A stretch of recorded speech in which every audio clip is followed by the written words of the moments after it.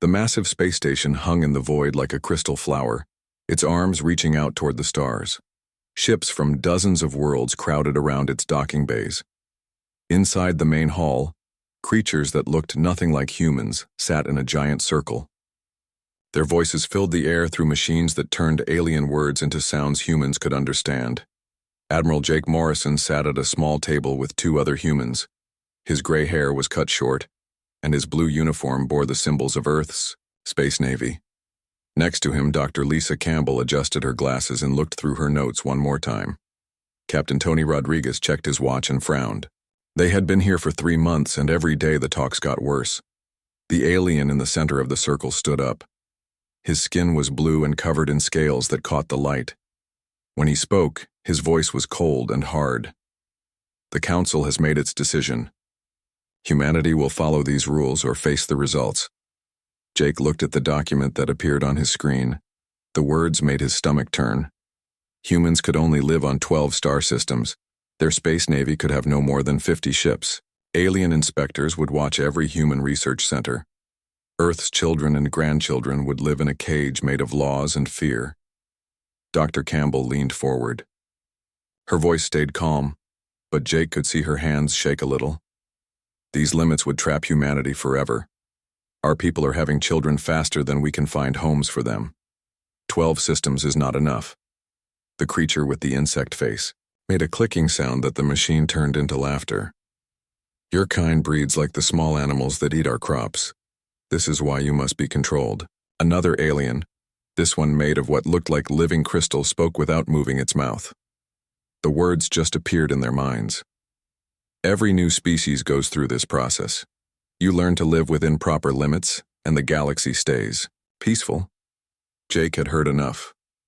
He stood up slowly, his chair scraping against the floor. The sound seemed very loud in the huge room. We came here hoping to be friends and partners. Instead, you want to put chains on us and call it peace. The blue-scaled alien's eyes narrowed. You will accept these terms. No species can survive, alone in space. Without the Council's protection and trade, your people will suffer and die. Jake gathered up his papers and put them in his case. We need time to think about your offer. Lisa and Tony stood up too. As they walked toward the door, Jake could feel the eyes of every alien in the room watching them. He heard whispers and clicking sounds behind them. Some of the aliens were already talking about what would happen when the humans came back to beg for mercy. The walk to their ship took 20 minutes. Jake said nothing until they were in their private meeting room, with the door locked tight. Then he sat down hard in his chair and put his head in his hands. They planned this from the start, Lisa said. She was angry now, and her voice showed it. They never wanted us as equals. They want us as servants. Tony pulled up a map of human space on the wall screen.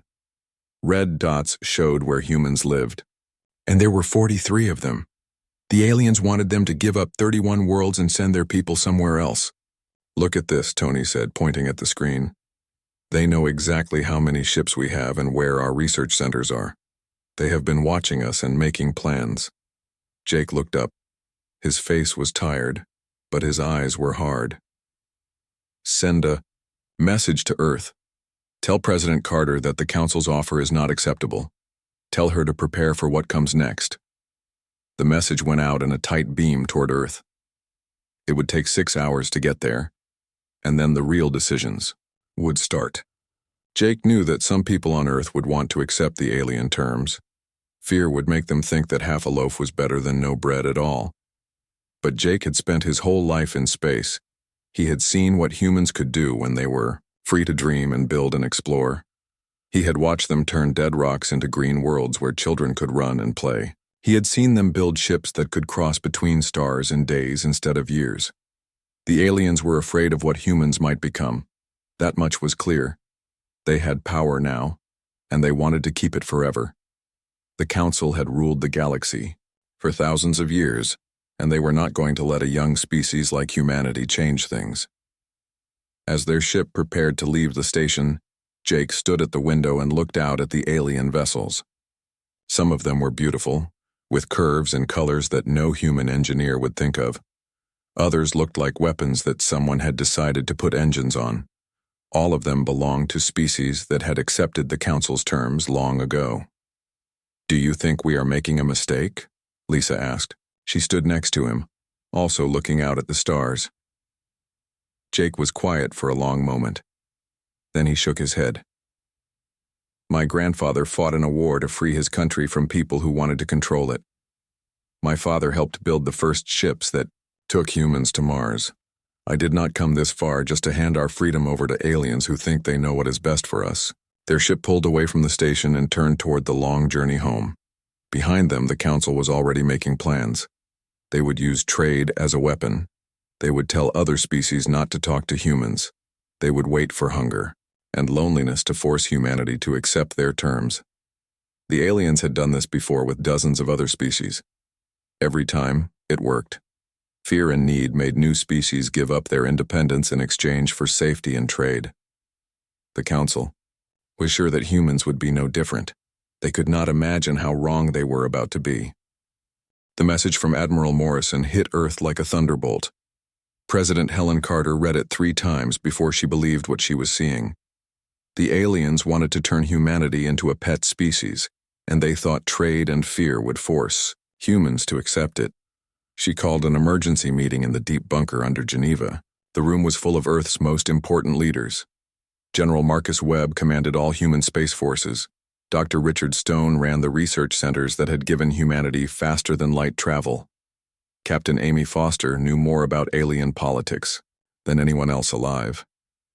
President Carter stood at the head of the table. Her voice was steady, but everyone could hear the anger underneath. "They want to cage us.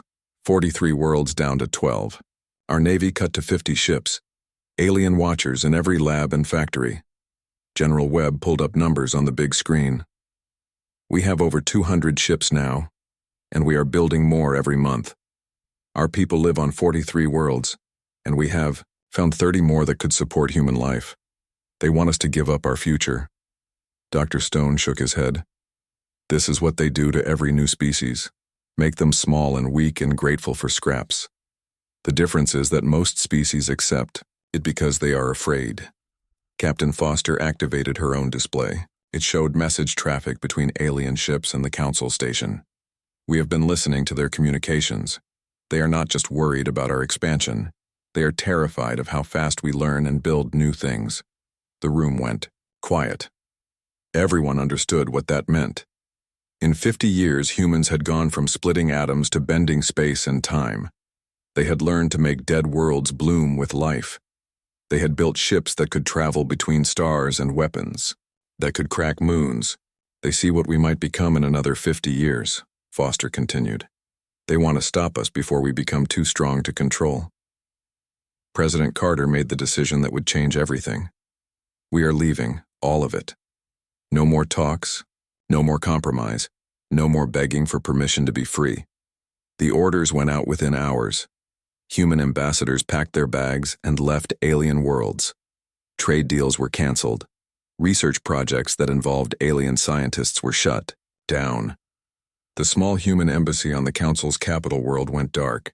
Ships began moving across human space.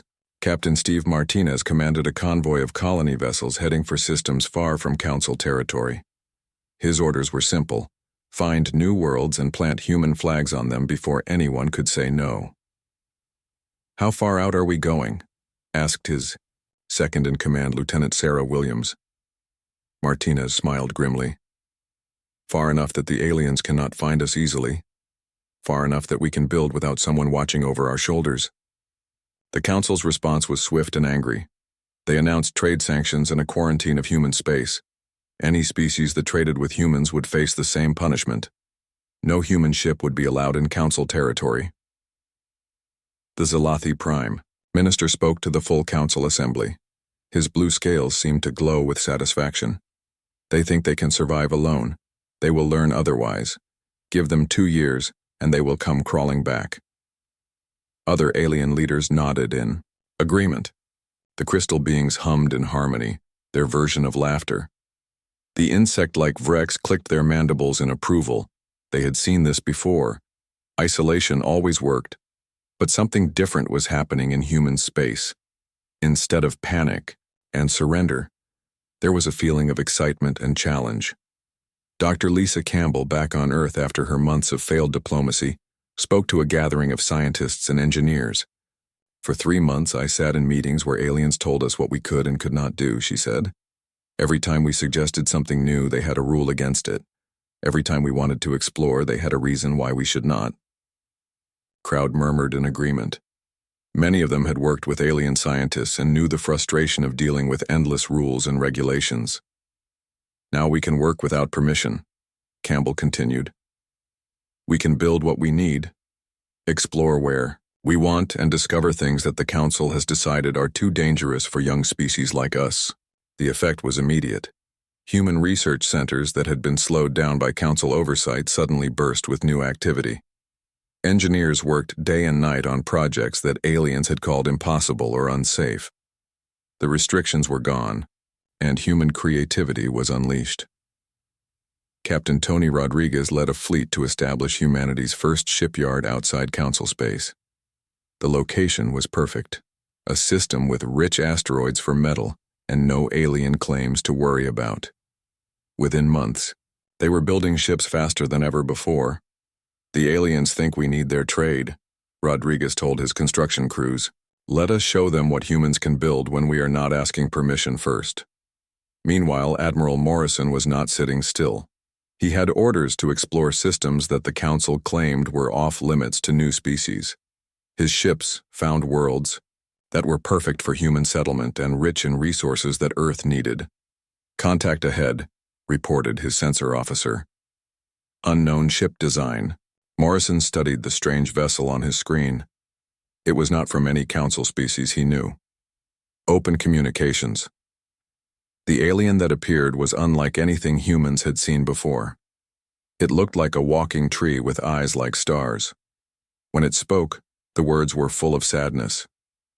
"We are the keepers of the outer rim," it said. "We have watched the Council grow strong by making others weak. You are the first species to walk away from their chains." Morrison realized they had found something the Council had never mentioned. Species that had refused to join and had been pushed to the edges of known space. They were not alone after all. The tree being continued. "We offer friendship and trade between free peoples. The Council does not own the galaxy, no matter what," they claim. As news of this contact spread through human space, the mood changed from worry to hope. The aliens had lied about one important thing. Humanity would not be alone if they refused to surrender their freedom. The Council had made their first mistake. They thought fear and isolation would bring humans to heel. Instead, they had pushed humanity toward allies they never knew existed, and given them reason to prove that the Council's way was not the only way to reach for the stars. 2 years had passed since humanity walked away from the Council's demands. The aliens expected to see human ships limping back to beg for mercy. Instead, something else was happening that made Council leaders wake up in cold sweats. Commander Lisa Brooks stood on the bridge of the UES Endeavour, humanity's first mobile shipyard. The massive vessel could build entire fleets while traveling between stars.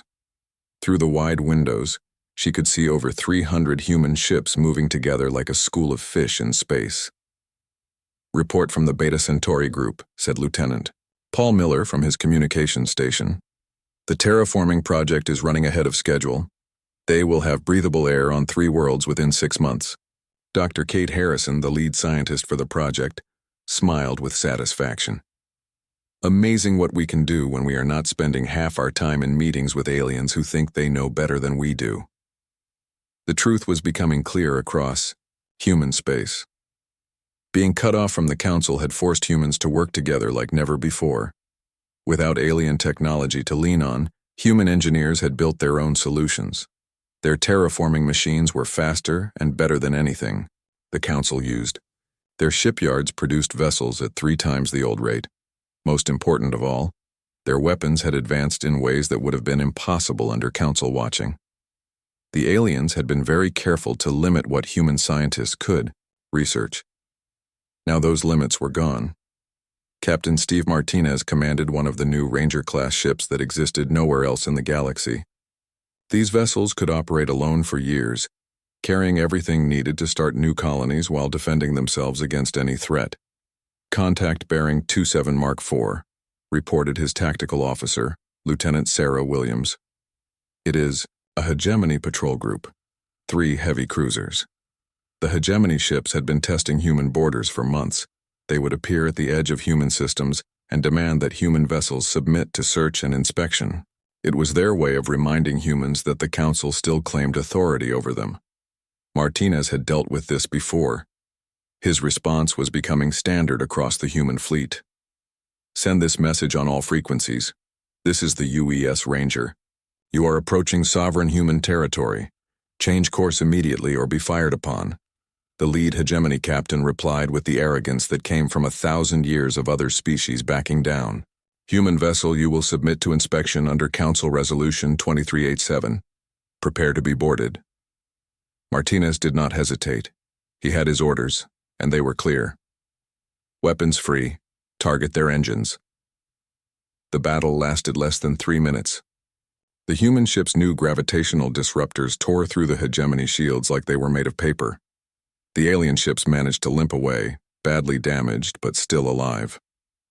Martinez could have destroyed them easily, but chose not to.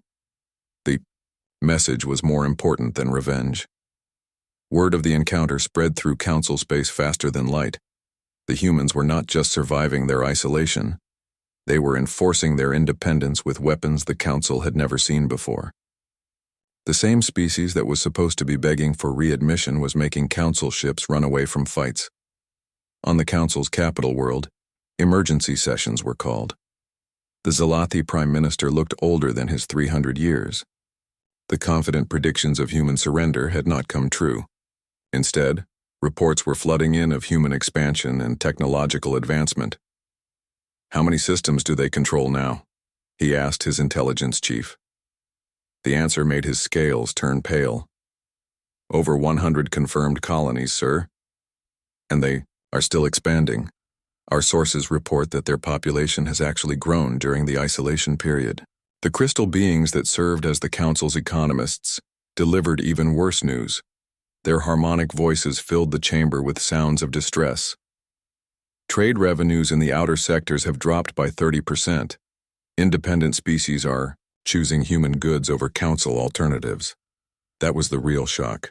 Species that had never heard of humans 2 years ago were now actively seeking them out. Human traders offered better deals than Council merchants, and they did not demand political concessions in return. Human technology was proving superior to Council designs in many areas. The insect-like Vrex war leaders' mandibles clicked with frustration. This should not be possible. No species has ever thrived outside the Council system. They lack the infrastructure and knowledge base for independent development. But humans had something the Council had not expected: the ability to learn and adapt faster than any species they had encountered before.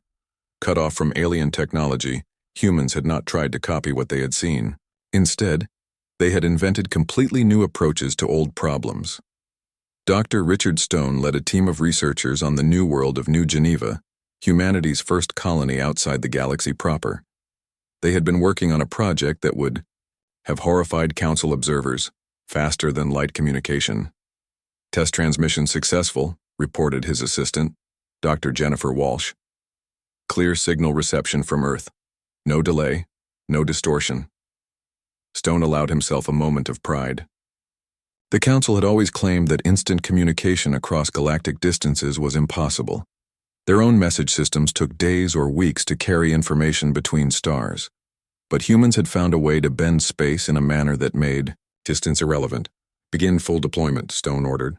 Every human world, every ship, every outpost. The Council likes to control information. Let us see how they handle a species that can coordinate instantly across any distance. Meanwhile, Captain Amy Foster was discovering that humanity was not as alone as the Council had claimed. Her intelligence ships had made contact with dozens of species that existed outside Council space. Some had never been invited to join. Others had left, just as humans had when the restrictions became too heavy to bear. The galaxy is much bigger than the Council admits, she reported to Earth. There are whole regions they have never explored and species they have never contacted. They present themselves as the government of the galaxy, but they control less than half of it. The implications were staggering. The Council's power was based partly on the belief that they were the only option for galactic civilization. If other models existed, if other species had found ways to thrive without Council oversight, then the entire foundation of their authority was questionable. As the second year of isolation ended, human space had been transformed. What had started as 43 besieged worlds had become a growing network of over 100 thriving colonies. The human fleet had expanded from 200 ships to over 800. Most importantly, humanity had proved that the Council's way was not the only way to reach for the stars. The aliens who had expected humanity to come crawling back were beginning to realize they had made a terrible mistake. They had not contained a potential threat. They had created a rival civilization that grew stronger every day and showed no sign of accepting limits imposed by others. The Council's 1,000-year reign over galactic politics was about to face its first real challenge, and they were completely unprepared for what was coming next. 3 years after walking away from the Council, humanity had done something that shocked the galaxy.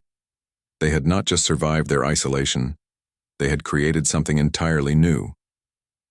The meeting hall on New Geneva was proof of this transformation. Ambassador Carol Reed looked out at the gathered representatives and felt a surge of pride. The hall was full of creatures from over 40 different species, and not one of them was from a Council world.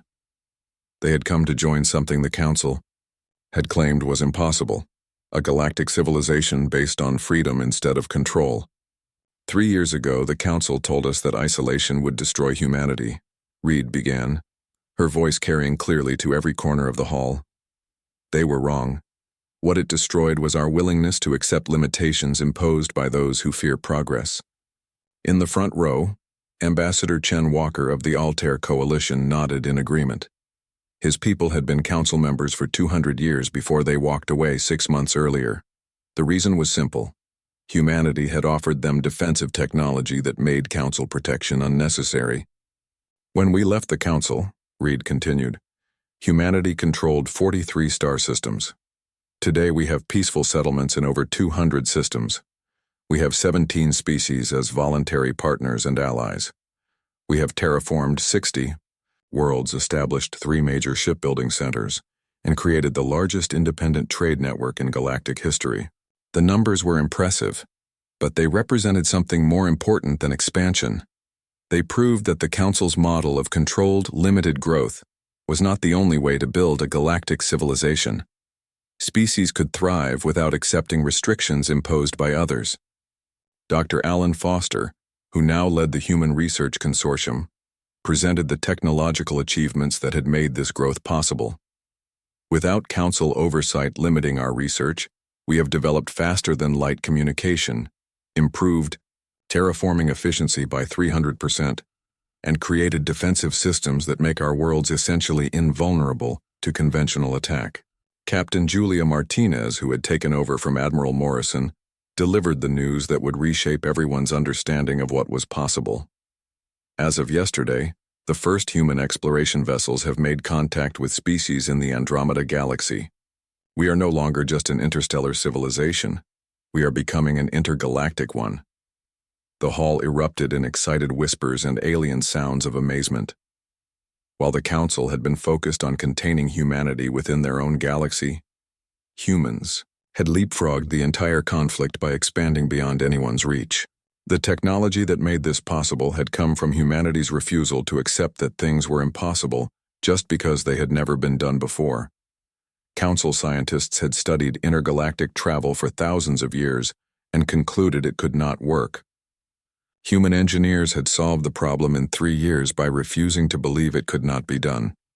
Meanwhile, in Council space, the effects of humanity's independence were becoming impossible to ignore. Trade revenues continued to drop as more species chose human partners over Council-regulated commerce. Several Council member species were facing internal pressure to follow humanity's example. The Vrex war leader found himself in a position no Council military commander had ever experienced. His forces were no longer the strongest in the galaxy. Human defensive technology had been shared freely with their allies, creating a growing coalition that the Council could not simply overwhelm with force. Our intelligence reports indicate that human weapons technology has advanced beyond our ability to counter, he admitted to the emergency council session. Their gravitational disruptors can penetrate any shields we possess. Their communication systems allow for real-time coordination across unlimited distances. Most troubling of all, they seem to view combat as a problem to be solved rather than a ritual to be followed. The Zalathi Prime Minister's scales had turned a sickly gray color. How is this possible? Every other species that has achieved spaceflight has followed similar development patterns. Humans seem to ignore all established principles of technological advancement. The answer came from an unexpected source. Dr. Keth Morrison, a human scientist who had remained on the council world as an unofficial observer, had been granted permission to address the emergency session. His words carried the weight of someone who had seen both sides of the conflict. The council has made one fundamental error in understanding humanity, he said calmly. You assumed we would develop like other species because you believed all intelligent life follows the same patterns. But humans are different in one critical way. We do not accept that something is impossible until we have tried it ourselves. He activated a holographic display showing human expansion over the past 3 years. Every other species you have encountered learned to work within existing systems. Humans create new systems when the old ones do not meet their needs. You tried to force us into a framework designed for species that think differently than we do. The council members listened in growing horror as Morrison explained what they faced. Humanity is not trying to replace the council or conquer the galaxy. They are simply building what they need to thrive, and other species are choosing to join them because it works better than what you offer. The crystal beings that served as the council's economists confirmed Morrison's assessment with harmonics that sounded like morning songs. Current projections indicate that within 5 years, the Free Systems Alliance will control more economic activity than the Council. Within 10 years, they will have more member species. The truth was devastating. The Council was not facing a military conquest or a political revolution. They were facing obsolescence. The human model of voluntary cooperation was proving more attractive than the Council's system of controlled membership. On the Outer Rim worlds that had never been fully integrated into Council society, the response to human expansion was enthusiastic.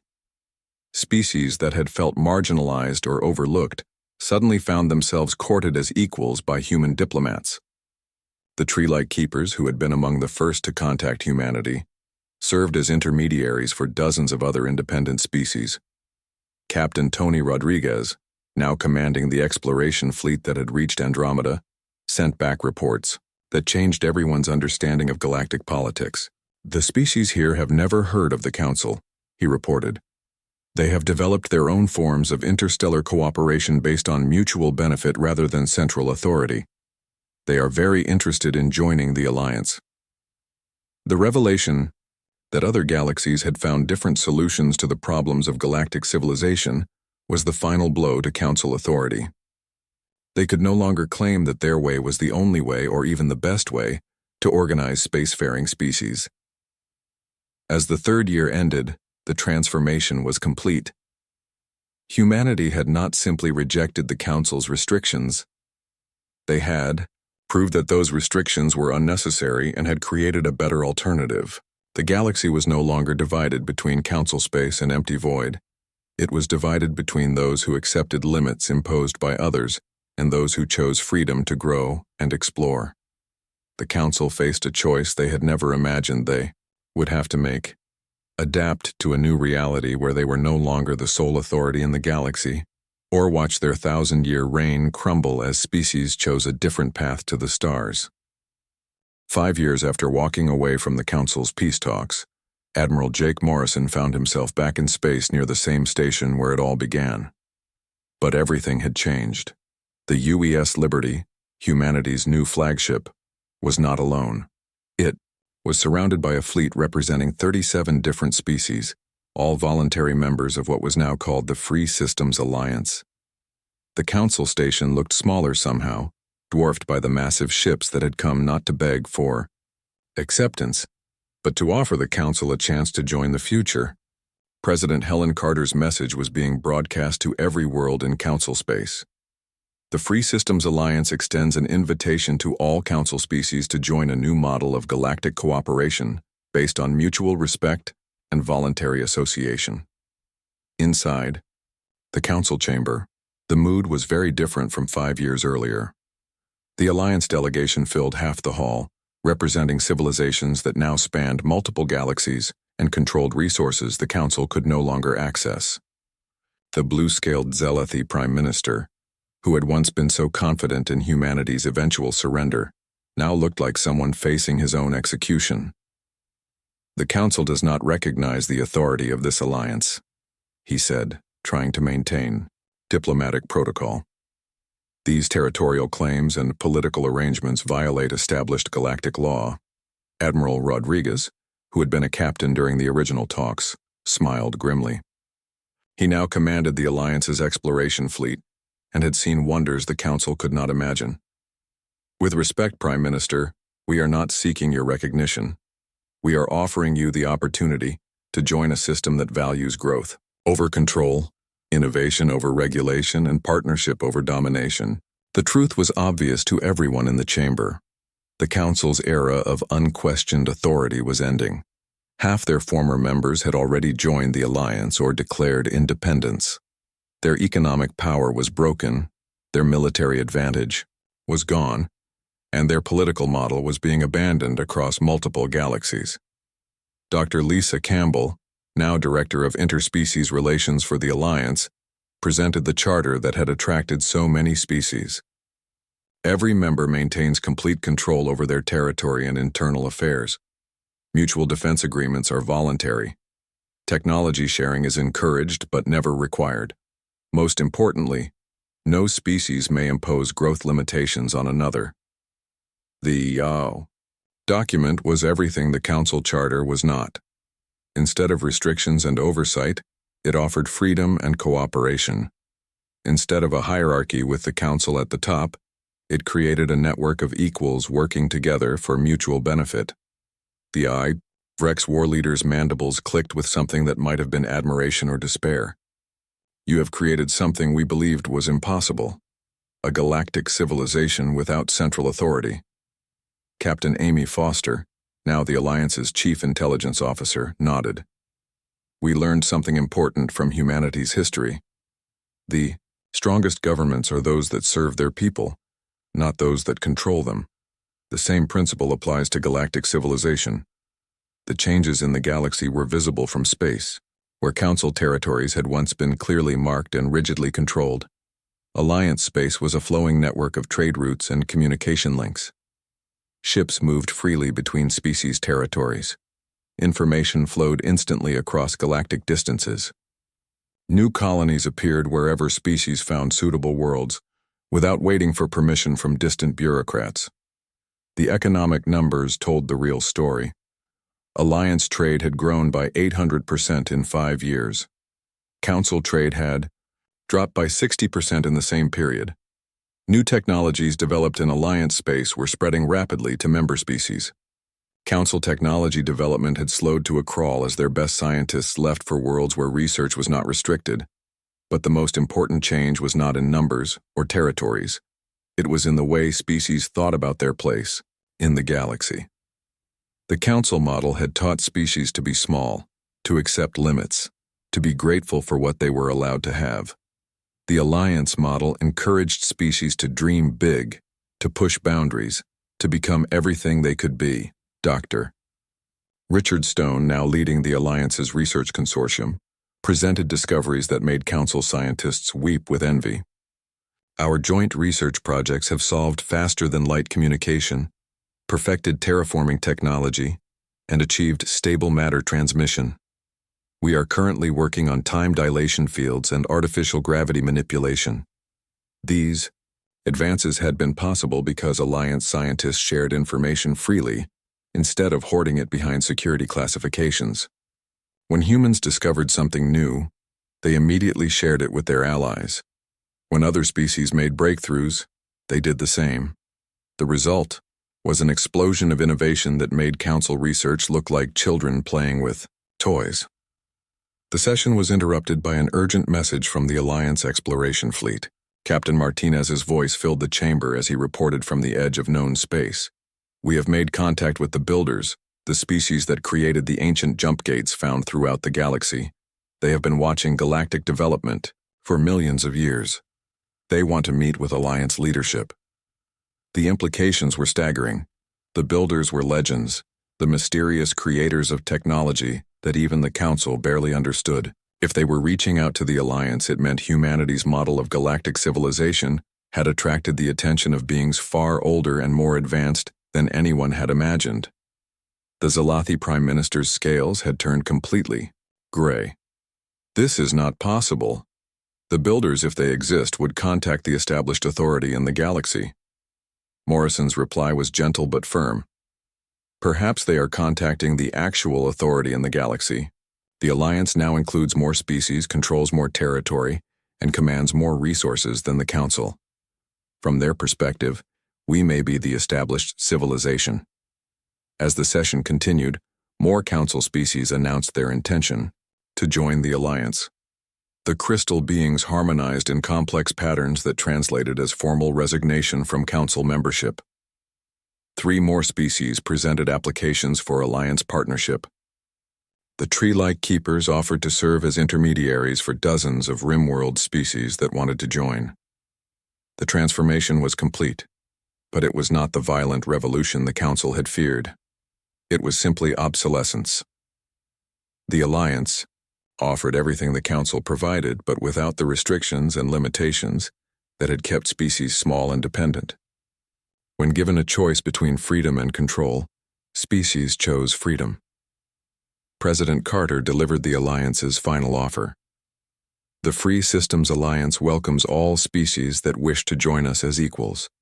We do not seek to replace the Council, but to offer an alternative to those who want to reach for the stars without asking permission first."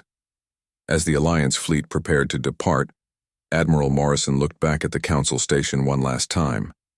5 years earlier, he had walked away from peace talks that would have made humanity a client species.